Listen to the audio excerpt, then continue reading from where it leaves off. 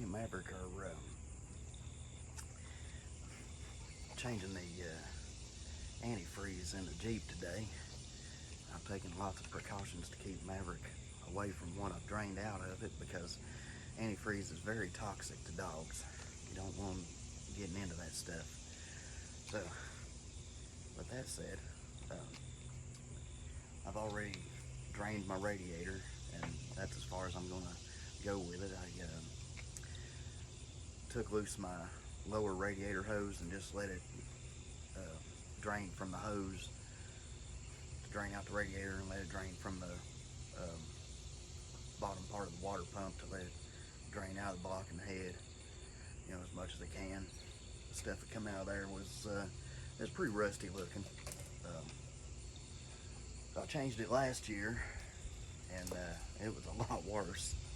That was the first time I had changed it since I bought this vehicle. And anyways, I got some conventional green antifreeze here. It's what my old Jeep likes. Of course, my Silverado likes the orange variety because it's a General Motors vehicle, obviously. Anyways, I'm going to be mixing my antifreeze with distilled water. You always want to use distilled water. You don't want to use tap water, because tap water has minerals in it like lime and calcium and other things that can make deposits inside of your engine. You don't want that, because those deposits, they'll heat up differently and they'll hold heat in, and they can cause your engine to overheat.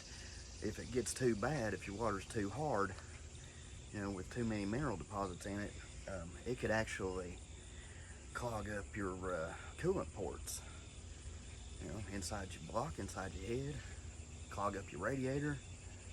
You know, that's bad. So you need to clean out your cooling system, change your antifreeze at regular intervals. Like I said, I did mine last year, and I'm doing it again this year, and I'll do it again next year. We'll just see how that goes. So when you do this, the method I use is I'll take my mixture of antifreeze and distilled water and turn my engine on, turn the heater on as high as it'll go. That way you get the circulation through your heater core. You don't want any air bubbles or anything in there. Air will heat up a lot faster than the actual coolant will, so air bubbles are bad. So anyways, I start the engine, turn my heater on all the way, and as the engine's running, I slowly pour the mixture into my radiator and just slowly fill it. A lot of people will you know, put a funnel device on their radiator fill port and just fill that up and let it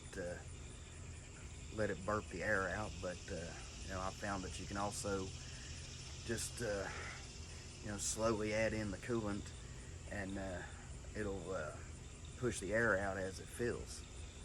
So this method has worked for me for a lot of years and a lot of different vehicles, and maybe it'll work for you too. You can still, of course, use the funnel method.